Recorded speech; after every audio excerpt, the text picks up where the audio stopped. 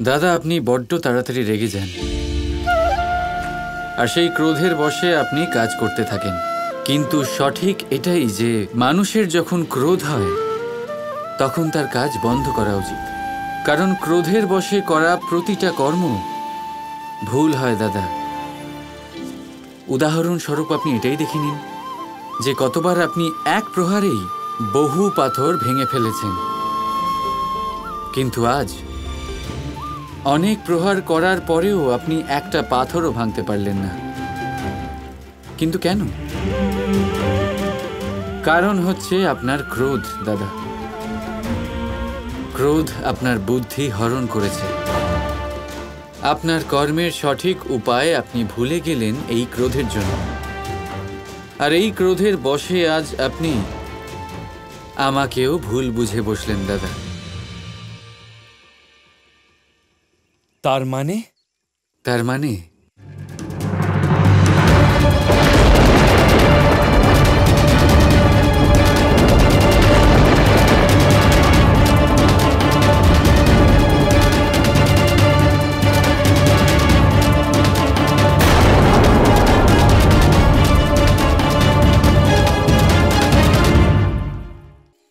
আমি কিছু বুঝতে পারছি না কানাই। যদি এতই সহজ হতো প্রেমকে বোঝা দাদা, তাহলে আমাকে এত কষ্ট কেন করতে হতো? আমি মানছি প্রেম বড়ই সরল, কিন্তু সংসারে সবচেয়ে বেশি কঠিন হচ্ছে এই সরলতা বোঝা। আর ঠিক সেই জন্যই প্রেম সরল আবার জটিল। সত্যি করে বলো যে কি চলছে তোমার আর চন্দ্রাবলীর মধ্যে? অভিনয়।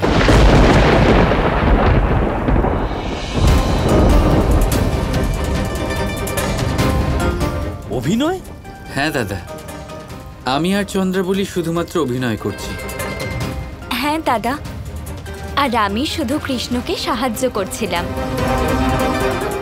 কারণ কৃষ্ণ আমাকে অনুরোধ করেছিল। অনুরোধ? কিন্তু কখন, কি করে? বলছি,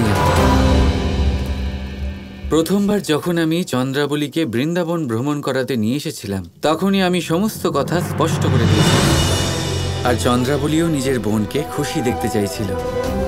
এই সমস্যার থেকে ওকে বার করতে চেয়েছিল, তাই ও রাজি হয়ে গেল। এই সব আমাদের ফন্দি দাদা। আপনি নিশ্চিন্ত থাকুন দাদা, রাধা আর কৃষ্ণ তো আদি থেকে অনন্তকাল ধরে একে অপরেরই জন্য। আমি তো শুধু ওদের ঘনিষ্ঠতা বাড়াবার সাহায্য করছি মাত্র।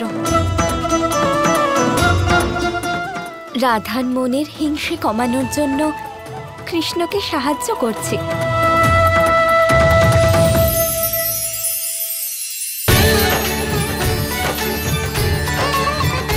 দেখলে গৌরী, আমি বলেছিলাম না, কৃষ্ণ নিশ্চয়ই কোনো ফন্দি করেছেন। হ্যাঁ মহাদেব, আপনি ঠিকই বলেছিলেন। এখন আমি নিশ্চিন্ত।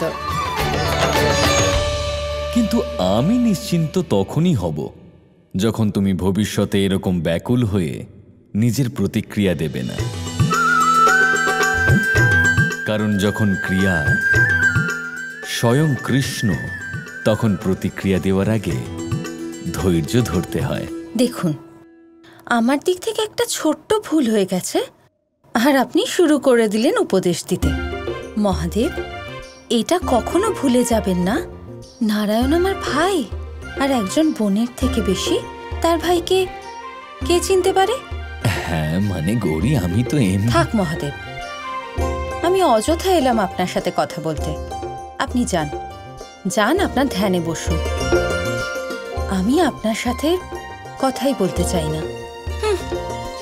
গৌরী, গৌরী শোনো, কোথাও তুমি আবার আমাকে বোকা বানাবার চেষ্টা করছো না তো কানাই? এটা আবার তোমার কোনো নতুন লীলার অংশ নয় তো? তার মানে এখন আপনি আমায় এতটুকুও বিশ্বাস করেন না, তাই তো? সেটাই তো, বিশ্বাস নেই আপনার আমার উপরে। এই জন্য আমি আপনাকে কিচ্ছু বলতে চাই না দাদা, এই জন্য। এবারে বুঝেছেন আপনি? না না, না না, তেমন কিছু আমার নয়। কথাটা আমার শুনুন। কথা- রাধার কখনো এতটুকু কষ্ট হলেই আপনি চলে যান ওকে রক্ষা করতে। ওর যাতে একটুও কষ্ট না হয়, আপনি গিয়ে সমস্ত কথা বলে দেন ওকে। হ্যাঁ, প্রতিবার আপনার কারণেই আমার ফন্দি অসফল হয়ে যায়। হয়ে গেছে আমার ভুল। আর কত কথা শোনাবে? মানছি তো আমার ভুল হচ্ছে, এবার ক্ষমা করে দাও।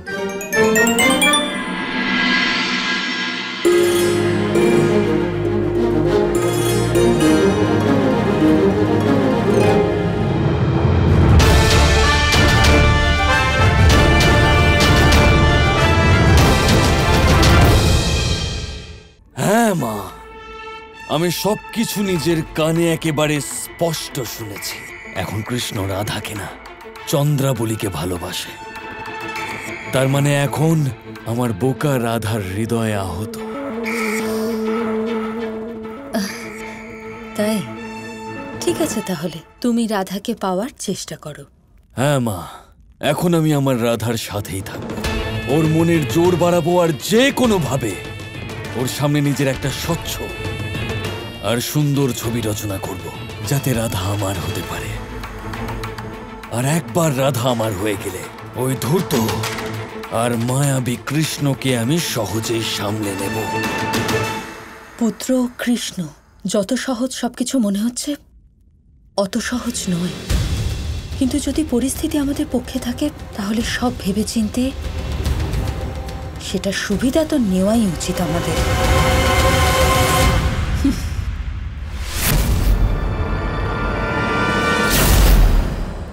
কানাই, আমি শরীরের দিক থেকে বলিষ্ঠ হতে পারি, কিন্তু মনের দিক থেকে তো আমি খুবই দুর্বল, তাই না? তুমি তো জানো। তো আজ এত কষ্ট পেয়েছি আমি, যে এত বেশি কষ্ট আমি জীবনে কখনো পাইনি কানাই। ঠিক আছে, তাহলে মানে এরপরে? বললাম তো, আমি আপনাকে আর একটা কথাও বলবো না। আমি জানি যে এরপরে কি হবে। আমি এমনিও সব বুঝতে পেরেছি কানাই। এরপরে কি হবে বলতে পারবো না দাদা। ভবিষ্যতের গর্ভে আর রাধার মনের মধ্যে কি আছে সেটা শুধুমাত্র তখনই জানা যাবে যখন চন্দ্রাবলী রাধার সাথে কথা বলবে, তাই না চন্দ্রাবলী? আমি রাধার সাথে কথা বলবো? হুম। কিন্তু কেন? আসলে কি বলতো, তুমি রাধার ভালোবাসা চুরি করেছো, তাই এখন তো তোমাকে রাধার সাথে কথা বলতেই হবে।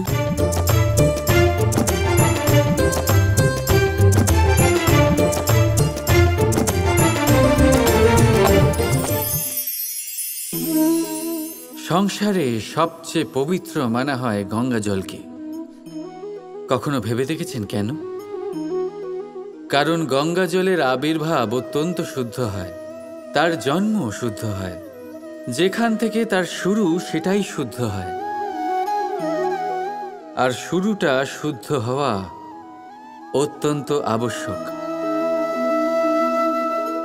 আমাদের জীবনে সবই শুরু হয় আমাদের ভাবনা থেকে। নিজের ভাবনাকে শুদ্ধ রাখুন, কারণ এই ভাবনা থেকেই আবির্ভাব হয় শব্দের। আপনার শব্দ শুদ্ধ রাখুন, কারণ এই শব্দ দ্বারাই আপনার কাজ সম্পন্ন হয়। আপনার কাজ শুদ্ধ রাখুন, কারণ এই কাজ দ্বারাই তৈরি হবে আপনার স্বভাব। স্বভাব থেকেই তৈরি হয় আপনার অভ্যাস, আর অভ্যাস থেকে তৈরি হয় আপনার চরিত্র। আর এই চরিত্র সংসারের সমক্ষে এক আদর্শ হয়ে ওঠে। তাই ভাবনা থেকে আদর্শের এই যাত্রা শুভ তখনই হয়ে ওঠে যখন আপনার ভাবনা শুদ্ধ হয়। এই সংসারে, এই জীবনে নিজের ভাবনা শুভ রাখলে, শুদ্ধ করলে আপনার মন সুপ্রসন্ন হয়ে বলবে, রাধা রাধা। চন্দ্রাবলী এটা অবশ্যই জানে যে আমি ওকে শুধুমাত্র এক বন্ধুর মতোই ভালোবাসি। আর আমাকে?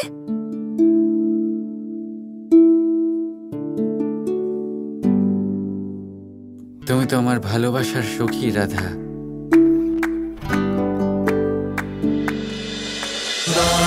Krishna Krishna Krishna Krishna